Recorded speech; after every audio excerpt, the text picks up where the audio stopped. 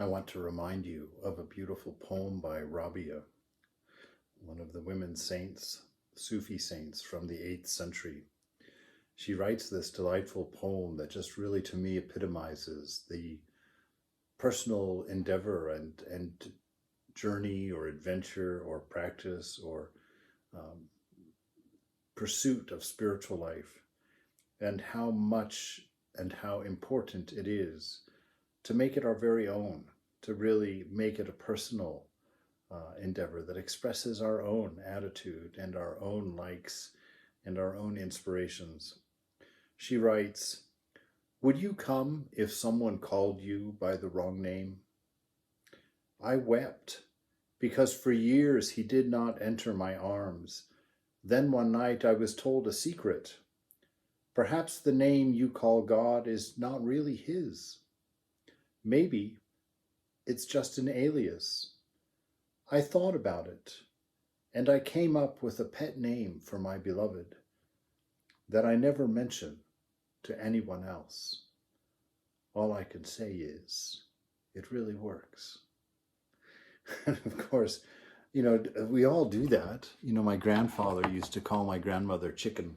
"Hey, Chicken, can you get me some more coffee?" And it was so obviously a term of endearment, and you knew there was a history behind it. You knew there was a story that both of them were well aware of. And I knew that my grandmother felt loved because of that little nickname and the way that my grandfather would use it. I knew that he loved her. And I can't help but thinking, in this divine relationship, whether you call it God or the ultimate reality or whatever name you're comfortable or even not comfortable with, to come up with your own name for God, your own nickname that nobody else knows. I had a friend one time that misunderstood or misheard a name.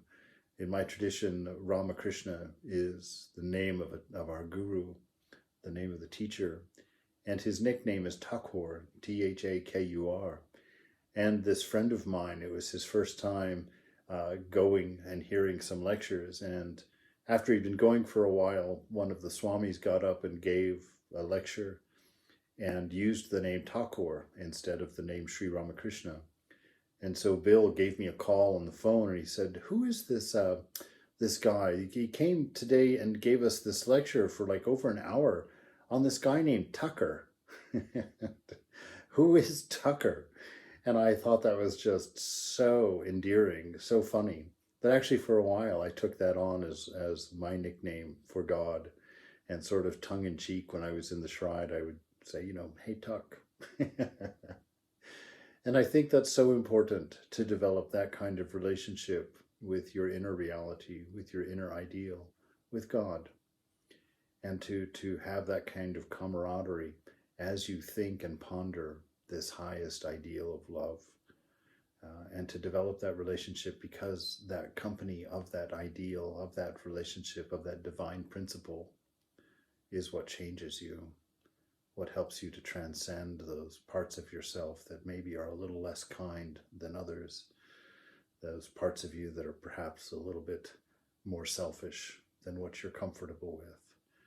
It's through this exposure to God or your highest ideal, this divine light, through a constant remembrance of it, that we're changed and moved more in alignment with our nature as divine love, divine wisdom, and pure being. So give it a shot. Make up a nickname for God that nobody else knows, just you and your beloved. A name that when you speak it, you know you love. A name that when the divine hears it, they know you love.